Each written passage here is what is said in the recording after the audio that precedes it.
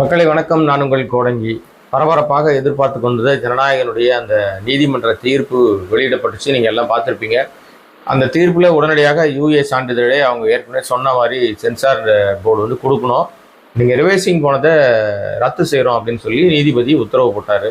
ஆனால் அந்த உத்தரவு உடனடியாக நடைமுறைக்கு வருமானா அங்கேயும் மறுபடியும் சிக்கல் இருக்குது. நீதிமன்ற தீர்ப்பை எதிர்த்து சென்சார் போர்டு மேல்முறையீடு போயிட்டாங்க. ஆக சென்சார் போர்டுடைய கடந்த கால என்ன பிரச்சனை இருந்துச்சோ அது அப்படியே ஸ்டாண்ட் பையாக அப்படியே தான் நிற்கிது. ஜனநாயகனுக்கு அது ஒரு பெரிய வரவேற்பாக அல்லது பெரிய வெற்றியாக கொண்டாட முடியுமானா நிச்சயமா இல்லை.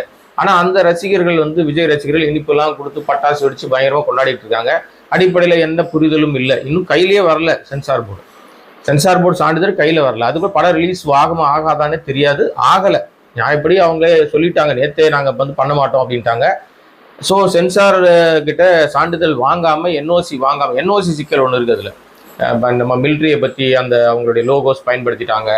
அப்புறம் ஒரு படத்துலேருந்து ஒரு பாடல் வரிகளை எடுத்துட்டாங்க. அப்படின்னு நிறைய என்ஓசி பிரச்சனையும் அதில் இருக்குது. நோ அப்ஜெக்ஷன் சர்டிஃபிகேட் அதுவும் அவங்களுக்கு வந்து இன்னும் முழுமையாக பெற்று அதை கொடுக்கல. அந்த மற்ற படங்கள் திரைப்படங்களில் காட்சி எடுத்தேன் பாட்டு எடுத்தேன்னா கூட எங்கேயாவது அந்த தயாரிப்பாளரை கரெக்ட் பண்ணி கூட வாங்கிடலாம். இது மிலிட்ரியிலேருந்து எடுத்துருக்கோன்னா அது வந்து ஒன்றிய அரசாங்கத்துக்கிட்ட அவங்க என்ஓசி கிளியரன்ஸ் கொடுக்கணும். அது கொடுத்தாதான் இங்கே நீங்கள் படத்தில் அதை பயன்படுத்த முடியும். அல்லது அதை நீங்கள் மறுபடியும் இல்லை நாங்கள் என்ஓசி தரமாட்டோம்னு சொல்லிட்டாங்கன்னா அந்த காட்சிகளில் உள்ள அந்த லோகோ இதெல்லாம் இவங்க மறைக்கணும். சிஜி மூலமாகவோ இல்லை ஏதோ ஒரு விஷயத்தை வச்சு அதெல்லாம் மறைக்கணும். அதற்கு உடனே நடந்து இவங்க என்ன இப்போ நீங்கள் தணிக்கைக்கு போகிறதுக்கு முன்னாடி இந்த எடிட்டிங்கில் பார்த்தீங்கன்னா தணிக்கையில் என்ன கொடுக்குறீங்களோ கொடுத்துட்ட பிறகு அந்த காட்சியை மாற்றுறதோ நீக்கிறதோ சென்சார் சொல்றது தான் செய்ய முடியும். நீங்களாம் உங்க இஷ்டத்துக்கு காட்சியை மாற்றி நீக்கினீங்கன்னா சென்சார் கூட தேவையில்லையே. அப்போ அதில் எந்த காட்சியை சேர்த்தாலோ நீக்கினாலோ கரெக்ஷன் போட்டாலோ மீண்டும் மறுதணிக்கைக்கு போகணும். இது இவ்வளோ பெரிய ப்ராசஸ். அது எது சாதாரணமாக தோணும். பட் பெரிய ப்ராசஸ். இந்த பெரிய ப்ராசஸையும் ரொம்ப சாதாரணமாக நம்ம பண்ணிட முடியும்.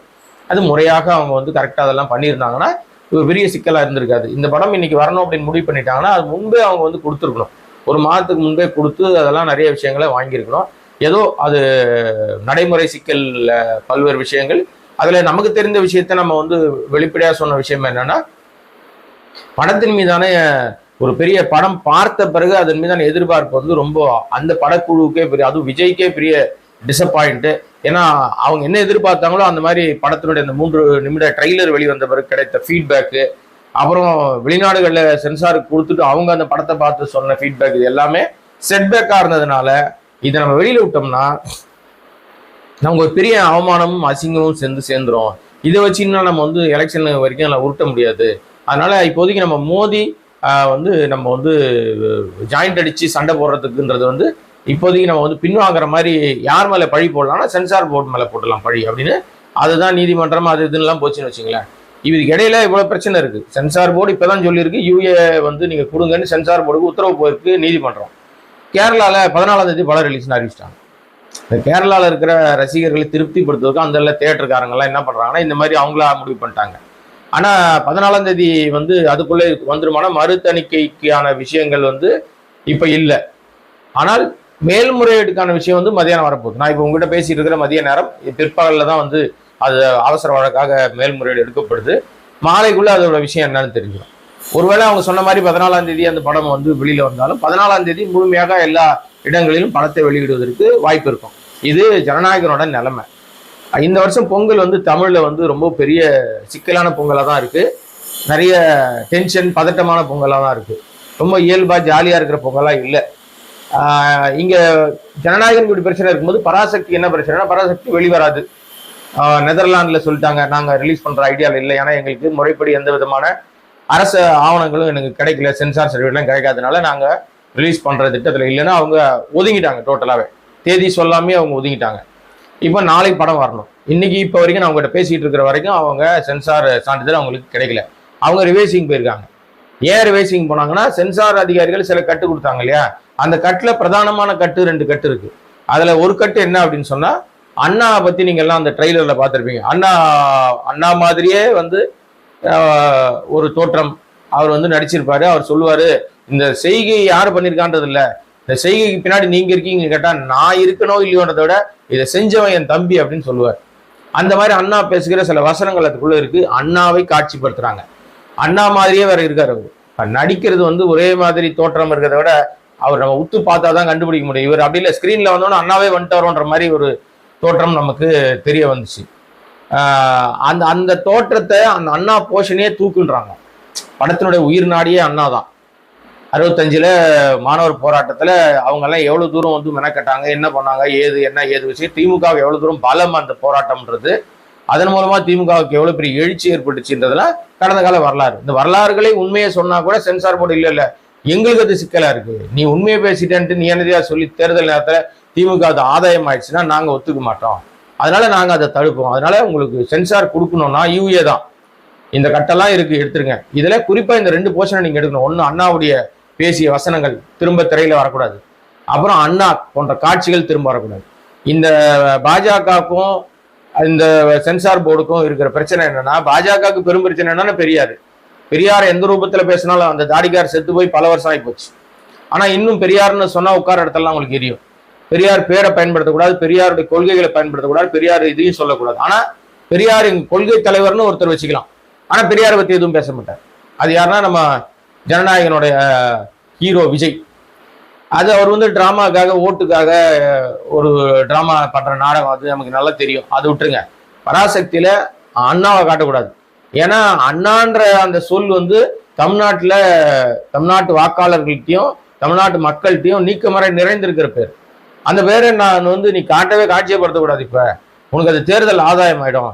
நாங்க எப்படி ஜெயிக்கிறது, நாங்க உல்டா பண்ணி எப்படி நம்ம ஏதாவது திருட்டுத்தனம் பண்ணி ஜெயிச்சாலும் திருட்டுத்தனம் பண்ணது தெரியாம நாங்க காமிக்கிறோம்னா, இதெல்லாம் நீங்க பண்ணீங்கன்னா எங்களுக்கு எங்க கூட்டு வெளிப்பட்டு போயிடும், நாங்க பயங்கரமா அடி வாங்கிறோம்னு பயம். ஏன்னா இப்ப சில பேர்லாம் சொல்றாங்க, ஏங்க சினிமா பார்த்தாங்க ஓட்டு போடுவாங்க அப்படின்லாம் கேட்கறாங்க. அவங்களுக்கு அடிப்படை அறிவு இல்லை, புரிதல் இல்லைன்னு அர்த்தம்.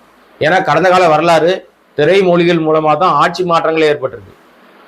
இப்போ ஏன் வந்து விஜய் ரசிகர்களும் தற்கொலைகளும் ஏன் கொந்தளிக்கிறாங்க, ஏன் படத்தை நித்திட்டியா கொந்தளிக்கிறாங்கன்னா, இந்த சினிமாவில் அவர் ஏதோ பெருசா சொல்ல போறாரு, மக்கள்கிட்ட போய் பெரிய எடுபட போகுது அப்படின்னு நினைச்சுக்கிட்டு ஒரு விஷயத்த வந்து அவங்க எதிர்பார்க்கறாங்க. எல்லாருக்கும் அந்த ஆசை இருக்கும்ல.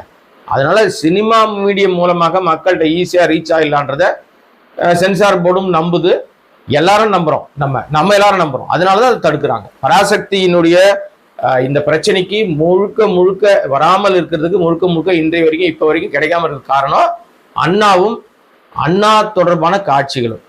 அது படத்தோட உயிர் நாடி. இதை நான் நீக்க மாட்டேன்னு சுதா வந்து ரொம்ப தெளிவாக இயக்குனர் சொல்லிட்டாங்க. ரிவைஸ் இன்கம் இதை நீக்கினாதான் கொடுப்பேன்றாங்க. அண்ணா பேசுறதுல என்ன வன்முறை இருக்கு, அதாவது ஆதாரம் கொடுங்கன்னா சொல்ல மாட்டாங்க. அண்ணா அப்படித்தான் பேசினார், ஆதாரம் கொடுங்கன்னு அவங்க திருப்பி நம்மளை கேள்வி கேட்பாங்க. நம்மள மீன்ஸ் அந்த படக்குழுவை கேட்பாங்க.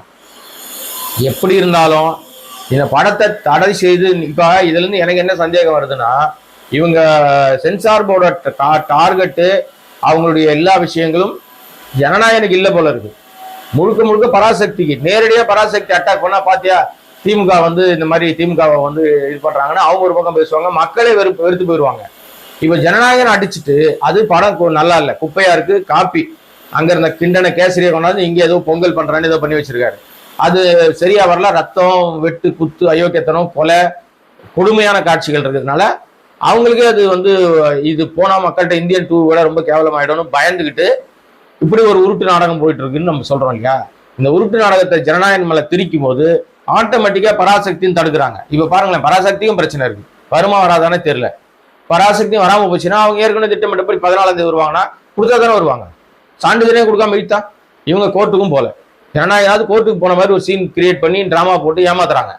பட் பராசக்தி அது கூட செய்யல, கோர்ட்டுக்கும் போல. அப்ப அவங்க கோர்ட்டுக்கும் போலன்னா சென்சார் கொடுக்குற சான்றிதழுக்காக காத்துட்டே இருக்க வேண்டியதுதான் கடைசி வரைக்கும். ஆனா என்ன எப்படி இருந்தாலும் இந்த பராசக்தியை தடுப்பதற்காக தான் ஜனநாயகனை வைத்து சென்சார் போர்டு ஆடுகிறது ஆட்டம். அதற்கு உறுதுணையாக அந்த ஆட்டத்தை வந்து கீ கொடுத்து வேடிக்கை பார்க்கறது பாஜக. இதுல மட்டும் இந்த கருத்துல எப்பவுமே நம்ம மாறுபட போறதே கிடையாது. இதுதான் நிதர்சனமான உண்மை. ஆனா நீங்க வந்து காட்டாட்டு வெள்ளத்தை நீங்க கை கொண்டு மறைச்சாலாம் ஒன்றும் பண்ண முடியாதுங்க, அது பிச்சுக்கிட்டு போயிடும். இப்ப எல்லாருக்கும் தெரிஞ்சிருச்சு பராசக்தியோட அந்த பவர் என்ன, பராசக்தியோட வீரியம் என்ன, அதோட ஸ்ட்ரென்த் என்ன, அது பேசுகிற அரசியல் என்ன அப்படின்னு எல்லாருக்கும் தெரிஞ்சிச்சு. இவங்களே அதை தெரிய வச்சுட்டாங்க.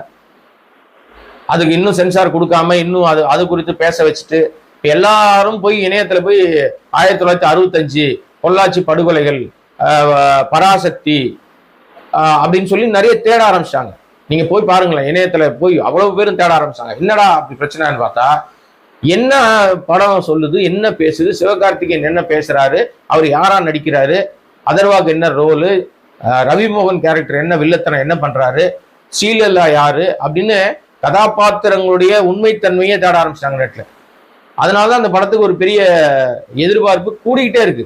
இப்ப நீங்க பார்வையாளர்கள் பாத்தீங்கன்னா உங்களுக்கு வந்து ட்ரெய்லர் பார்வையாளர்கள் சொல்றாங்கல்ல, இது வந்து 39 மில்லியன் தான் போயிருக்கு ஜனநாயகன், இது 42 மில்லியன் போயிடுச்சு ஒரே நாள்ல அப்படின்லாம் சொல்றாங்கல்ல.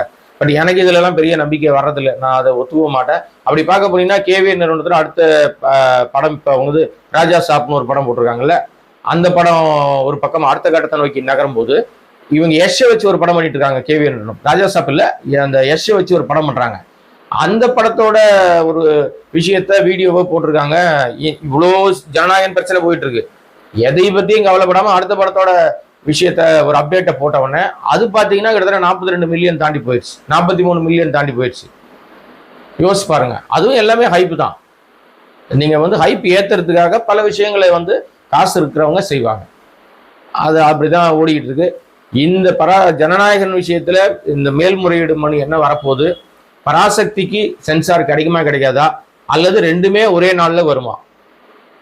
ஒரே நாள்னா என்னைக்கு? 14ஆம் தேதி பொறுத்திருப்போம். மீண்டும் வேறொரு சந்தர்ப்பத்துல இதோட அப்டேட் இருந்துச்சுன்னா உங்களை சந்திக்கிறேன். நன்றி, வணக்கம். மக்கள், இந்த வீடியோவை முடிச்சுட்டு நான் வந்துட்டு எல்லாம் ரெடி பண்ணி எடிட் பண்ணி அப் பண்ற நேரத்துல ஒரு தகவல் வந்துச்சு. அது என்னன்னா, சென்சார் போர்டு வந்து பராசக்திக்கு தடையில்லா சான்றிதழ் கொடுத்துட்டாங்க, யூஏ சர்டிஃபிகேட் கொடுத்துருக்காங்க. ஏற்கனவே நம்ம அது யூஏ தான் கொடுப்போம்னு சொல்லியிருந்தாங்க, சில காட்சிகளை வெட்டுங்கன்னு சொல்லியிருந்தாங்க. அது ரிவைசிங்கில் பார்த்து அது யூஏ சான்றிதழ் வழங்கப்பட்டு விட்டது. திட்டமிட்டபடி பராசக்தி 10ஆம் தேதி, அதாவது நாளைக்கு ரிலீஸ் ஆகுது உலகம் முழுக்க. அதில் எந்த மாற்றமும் இல்லை. தடுக்கலாம் அப்படின்னு சொல்லி பல விஷயங்கள் வந்து அந்த கத்திரிகள் போடப்பட்ட பிறகும் அதிலிருந்து மீண்டு பராசக்தி உங்க பார்வைக்கும் என்னுடைய பார்வைக்கும் நம்முடைய பார்வைக்கும் உலகம் முழுக்க வருது. பராசக்தி பேசுகிற அரசியல் உங்க பார்வைக்கு வந்த பிறகு அது எப்படி இருக்கு அப்படின்றத நீங்க தான் வந்து கமெண்ட்லயோ அல்லது உங்களுடைய சமூக வலைதளங்கள் மூலமாகவும் அதை வெளியில கொண்டாட போறீங்க. உண்மையிலேயே வந்து ஒரு படம், ஒரு திரைப்படம் ஒரு அழுத்தத்தை சொல்ல போது, ஒரு அரசியலை பேச போது, அதன் மூலமாக ஒரு பெரிய ஒரு மாற்றத்தை நம்ம வந்து பார்க்க போறோம், அல்லது நம்ம கடந்த கால சூழலுக்கு சென்று வரப்போகிறோம் அப்படின்ற மாதிரியான பல்வேறு விஷயங்கள், சுவாரஸ்யங்கள் அதுக்குள்ள ஒளிஞ்சிருக்கு. அது பேசுகிற அரசியல் மிக முக்கியம் என்றாலும் அது காட்சிப்படுத்துகிற விதமும் நம்மலாம் அப்பெல்லாம் பறந்திருக்கவே மாட்டோம். அந்த சூழ்நிலையை கண் முன் நிறுத்துகிறது செல்லுலாய்ட் மூலமாகத்தான் செய்ய முடியும். அந்த சாதனையை பராசக்தி செய்திருக்கிறது. பராசக்தி அப்படின்னு சொன்னாலே ஒரு பெரிய வைப்ரேஷன். அது வந்து ஆன்மீகத்தில் இருக்கிறவங்களுக்கும் சரி, ஆன்மீகம் இல்லாமல் அரசியலில் இருக்கிறவங்களுக்கும் பராசக்தி அப்படின்னு சொன்னாலே ஒரு பெரிய வைப்ரேஷன் இருக்கும். அந்த வைப்ரேஷன் இப்போது இந்த பட வெளியீட்டிலும் தொடர்கிறது என்பதுதான் மிக முக்கியமான விஷயம். நான் வேற ஒரு சந்தர்ப்பத்தில் வேற ஒரு வீடியோவில் சந்திக்கிறேன். நன்றி.